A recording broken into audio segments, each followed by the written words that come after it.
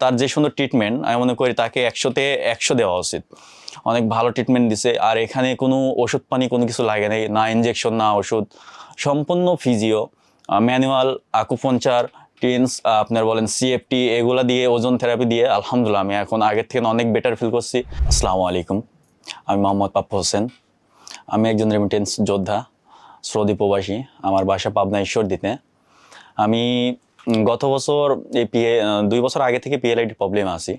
তো গত বছর ইমার্জেন্সি আইসে আমার অপারেশন করা, সার্জারি করা লাগছে। মানে যেখানেই গেছি সবাই সার্জারির কথা বলছে। তো ভুলবশত আমি সার্জারি করেও ফেলছি। সার্জারি করার পরে মোটামুটি 7 মাস মতন সুস্থ ছিলাম। তারপরে যেই লাও সেই কোদো, মানে একই অবস্থা। আর মনে করেন যে চলতে পারি না ঠিকভাবে, মানে এই যে এইভাবে বসে আছি না, এখন তো সুন্দরভাবে বসে আছি। মানে 5 মিনিট 2 মিনিট বসতে পারতাম না, 2 মিনিট একটু দাঁড়ায় থাকতে পারতাম না, মানে এত পরিমাণে ব্যথা করতে এই জায়গাটা নামতো। মানে ফার্স্টে ছিল ডান সাইডে, সার্জারি করার পরে আসছে বাম সাইডে, সেম ডিস্কে L5S1-এ। তো আমি অনলাইনের মাধ্যমে এই যে এই শশীর পেজে ভিডিওগুলো দেখে, শহীদ স্যারের কথাগুলো শুনে বা এই ভিডিওগুলো দেখে আমি এখানে আসছি। আসার পরে মোটামুটি 10 দিন ট্রিটমেন্ট নিছি। আলহামদুলিল্লাহ এখন অনেকটা বেটার ফিল করছি। এখন এই যে বসতে পারছি, ঘুমাইতে পারছি ঠিকভাবে।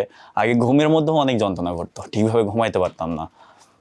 আল্লাহ দিলে এখানে আসে অনেকটাই সুস্থ। আর আমাদের ফিজিও যে ছিল আতিক সাহেব, আতিক স্যার, তিনি এত সুন্দর ট্রিটমেন্ট দিয়েছে, আমি মনে করি তার কাছে যে কোনো রোগী গেলে 90% এমনিতেই সুস্থ হয়ে যাবে। তার যে সুন্দর ট্রিটমেন্ট, আমি মনে করি তাকে 100-তে 100 দেওয়া উচিত।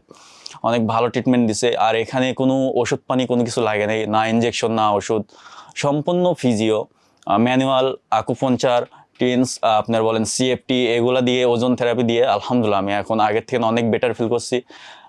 ইনশাআল্লাহ যদি কোনো প্রবলেম ফেস করি ভবিষ্যতে আবার আসার চেষ্টা করব। আসলে সময় অনেক কম, যার কারণে আমি পুরো ট্রিটমেন্টটা নিতে পারছি না। ইনশাআল্লাহ তারপরে বাসায় গিয়ে চেষ্টা করব ছুটিটা বাড়িয়ে, আবার যদি কোনো প্রবলেম হয় আসার জন্য। ইনশাআল্লাহ আশা লাগবে না আমার মনে হয়। আমার মতন ভুল কেউ করেন না। আমি তো, আমার বয়সটা কিন্তু বেশি না, সামান্য কিছু বয়স। এই বয়সে আমি ভুলবশত অপারেশন করছি, অনেক বড় একটা ভুল করছি।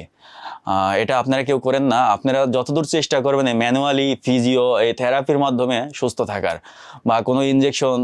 এখন অনেকগুলো ইনজেকশন বের হয়েছে, যে ইনজেকশন দিলে দেখা যাচ্ছে 6 মাস 7 মাস অনেক ভালো থাকা যায়। যেমন একটা নাম বলতে পারি আমি, ইপিডুরাল ইনজেকশন না কি যেন বলে। এটা কিন্তু অনেক ক্ষতি করবে পরবর্তী টাইমে আপনার, ঠিক আছে? এটা নিয়ে আপনার অনেক সাফার করা লাগবে। যে ব্যথাটা দেখা যাচ্ছে আপনি ঘুমার জন্য নিচ্ছেন, ওটা দ্বিগুণ হয়ে যেতে পারে। আপনারা এগুলো কিছু করবেন না। নিয়মিত ব্যায়াম করুন, খাবার দাবার সব কিছু ঠিকঠাকভাবে খান, পুষ্টি জাতীয় খাবার খান। আর যতদূর পারবেন শরীরের ওয়েটটা কম রাখবেন, ইনশাল্লাহ সুস্থ থাকবেন। ভুলেও কখনো সার্জারি করবেন না, যদি পারেন থেরাপি নেবেন।